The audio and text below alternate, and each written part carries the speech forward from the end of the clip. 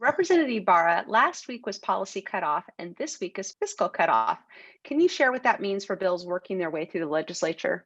Well, to start off with, there's two types of bills. One is a policy bill and the other is a fiscal bill. And so there's a cutoff for each type of bill. And last week we had the policy cutoff for those particular bills. And this week is the fiscal bills. And those bills are the bills that have some policy, but mostly a fiscal note associated with them. And so in order for those bills to advance to the next level, they have to pass through the committees in order to see the House floor so the whole House can vote on those particular bills. So it's really important to get those bills in and through the committees so that they're able to be heard. The economic devastation wrought by the pandemic induced restrictions have been incredibly painful for individuals and families across Washington state. Can you share your thoughts on the recent COVID relief bill that was approved by the legislature? So I voted no against that particular bill. It had $2 billion worth of federal funds in order to support the folks at home and just anybody that needs any COVID relief. The reason I voted no is because there was an additional $2.2 billion that the Republican caucus brought forward that would also support this effort. So they had $2 billion that was passed. We wanted to bring another $2.2 billion in to help everybody out. It's the rainy day fund that we're going to grab the funds from, and we're in the middle of a crisis. This is the rainy day fund. This is what it's meant for.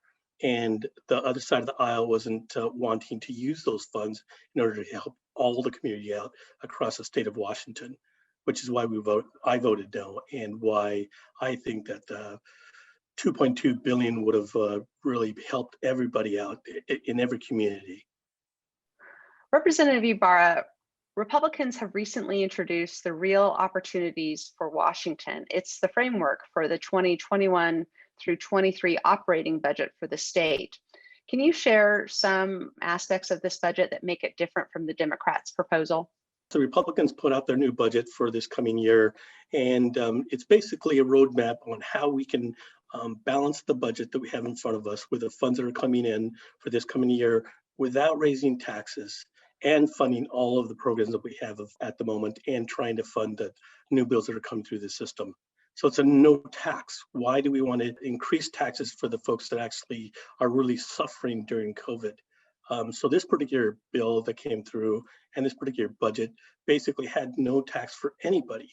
And under coronavirus restrictions and things, most of the businesses out there are dealing with a lack of funds. And yet the other side of the aisle is planning on increasing their taxes across the board. Just makes zero sense, especially under COVID in this year that we're running through. All I think it's going to do is hurt and close more businesses.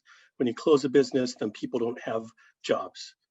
And that goes to the working man that has zero money or working man or woman that has no money.